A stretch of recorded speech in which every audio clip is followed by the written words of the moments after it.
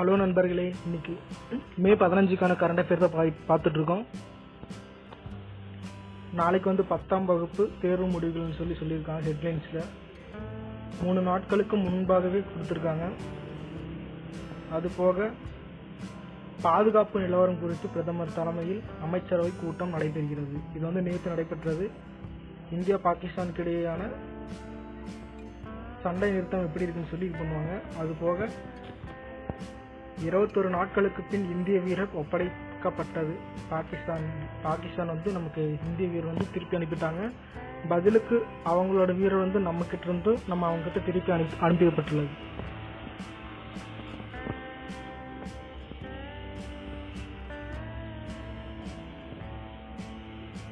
இன்னைக்கு மே 15க்கான கரண்ட் போய் பார்த்துட்டு இருக்கோம்.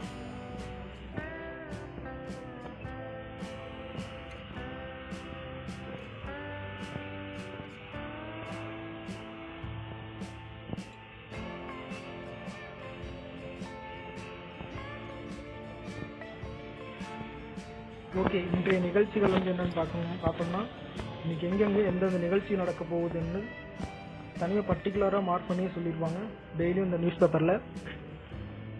அதாவது மகளிர் போலீஸ்க்கான 11வது தேசிய அளவிலான மாநாடு நிறைவு விழா. இது தொடங்கியதுடன் துணை முதல்வர் உதயநிதி ஸ்டாலின் அவர் தான் தமிழ்நாடு காவல்துறை சார்பாக வண்டலூர் பூங்காவில் மாலை 5 மணிக்கு நடக்கும்னு சொல்லியிருக்காங்க.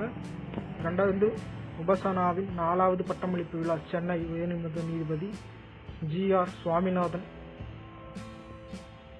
அவர் தலைமையில் பிற்பகல் 3 மணிக்கு நடைபெறும் சொல்லியிருக்காங்க. பெரிய புராண தொடர் சொற்பொழி விழாவும் பச்சைப்பெண் கல்லூரியில் நடைபெறுகிறது.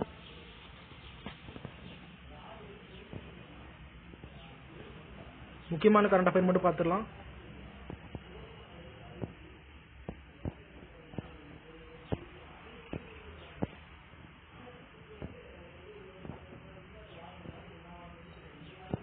ஓகே, முக்கியமாக டெய்லி அப்டேட் பண்ணக்கூடிய திருக்குறள் தான் நம்ம பார்க்க போகிறோம். அந்த திருக்குறள் என்ன சொல்லியிருக்காங்கன்னா, எண்ணெய் முன் நெல்லன்மின் தெய்வீர் பலர் எண்ணெய் முன்னின்று கல் நின்றவர் என்று இந்த திருக்குறள் இடம்பெற்றிருக்கு. இதுக்கான பொருள் பகைவரே என்னுடைய தலைவன் முன் எதிர்த்து நின்றாலும் நிற்காதீர், என்னுடைய தலைவன் முன் எதிர்த்து நின்றவர்கள் மடிந்து கல்வடியாய் நின்றவர் பலர் சொல்லியிருக்காங்க.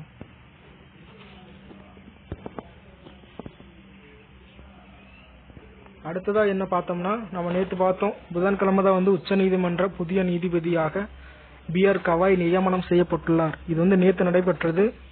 இன்னைக்கு நியூஸ் பேப்பர் போட்டிருக்காங்க. அதாவது இவர் 52வது உச்ச நீதிமன்ற தலைமை நீதிபதியாக பொறுப்பேற்றுள்ளார்.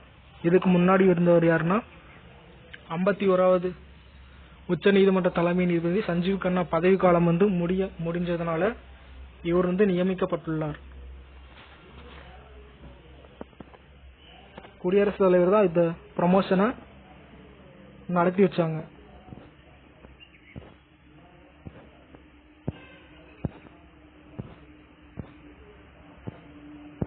நாடு முழுக்க சிந்தூர் ஒப்பந்தத்தை பற்றி தான் சொல்லிட்டே இருக்காங்க. நமக்கு தேவையான நியூஸஸ் மட்டும் நம்ம கலெக்ட் பண்ணிக்கலாம்.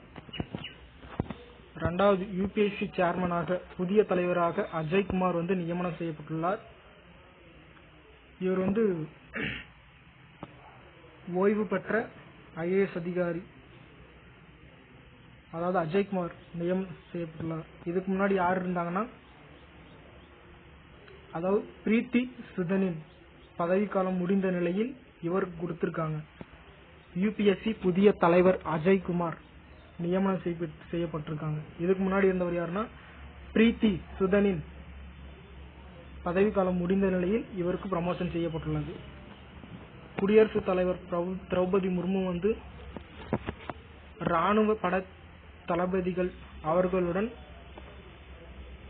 ஒரு மீட்டிங் மாதிரி வச்சு என்னென்ன சிச்சுவேஷன், நம்ம எல்லைகள் எப்படி இருக்கு, போர் முடிந்த நிலையில் அது தடுப்பதற்கான வழிகள் அல்லது மேலும் ஏதாவது நடந்தால் என்ன பண்ணலாம்னு சொல்லி ஆலோசனைக்காக தலைமை படை தளபதிகளிடம் பேச்சுவார்த்தையில் ஈடுபட்டுள்ளார்.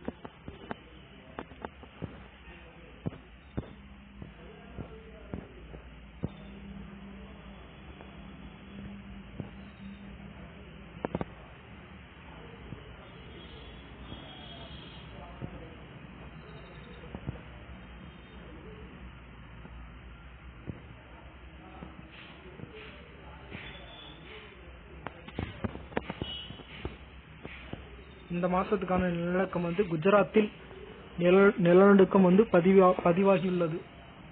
அதாவது 3.4 அலகாக ரிக்டர் ஸ்கேலில் பதிவாகியுள்ளது என்று சொல்லியிருக்காங்க.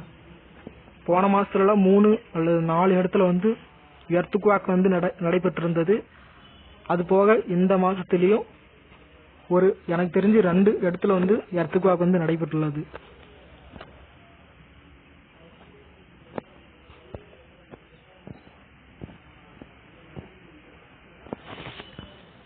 அதாவது மத்திய அரசு சார்பில் பிரதமர் மோடி வந்து செமி கண்டக்டர் உற்பத்தியில் வந்து 3வது இடம் பெற்றிருப்பதாக பெருமிதம் அடைகிறார். இது வந்து குறைமின் கடத்தி என்று சொல்லப்படும் செமி கண்டக்டர் தான் சொல்றாங்க. குறைமின் கடத்திகள் என்று சொல்லப்படும் செமி கண்டக்டர்கள் உற்பத்தி செய்யப்படும் இதுல இந்தியா வந்து 3வது இடைப்பெற்றிருக்குன்னு சொல்லியிருக்காங்க. அதாவது உத்தரப்பிரதேச மாநிலத்தில் உற்பத்தி செய்யப்படும் குறைமின் கடத்திகள் அது ஒப்புதல் பெற்று ரன்னிங் ஆக போகுது. இதுல வந்து என்னன்னா 20,000 செமிகண்டக்டர் தகடுகள் மற்றும் 3.6 கோடி சிப்கள் தயாரிக்கும் திறனுடன் இந்த ஆலை அமைக்கப்பட்டுள்ளது என்று சொல்லப்பட்டிருக்கு.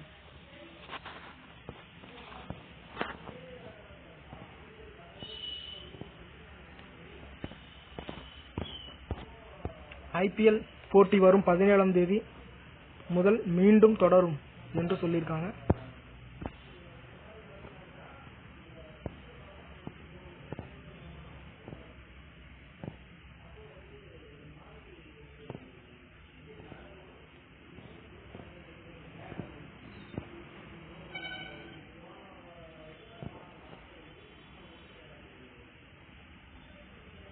அதாவது கனடாவில் வந்து புதிய அமைச்சரவை தேர்தலில் இந்திய வம்சாவளியை சேர்ந்தவருக்கு வந்து இடம்பெற்றிருக்கு. அமைச்சராக பதவி கிடைச்சிருக்கு 2 பேருக்கும், ஆண் ஒருத்தவங்களுக்கும் பெண் ஒருத்தவங்களுக்கும். பெண்ணுக்கு வந்து எந்த பதவினா வெளியுறவு அமைச்சராக அனிதா ஆனந்த் அவர்களும், மணிந்தர் சிந்துக்கு என்னோட கொடுத்திருக்காங்கன்னா சர்வதேச வர்த்தகத்துறை அமைச்சராகவும் நியமிச்சு தேர்தல் வெற்றி பெற்று அமைச்சர்களாக நியமிக்கப்பட்டுள்ளனர்.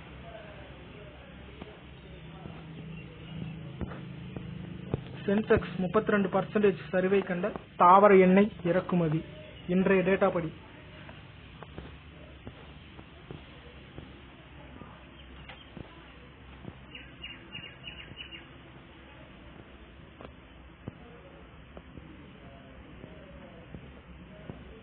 அவ்வளவுதான் முடிய போகுது இன்னைக்கு கரண்ட் அஃபேர்ஸ்.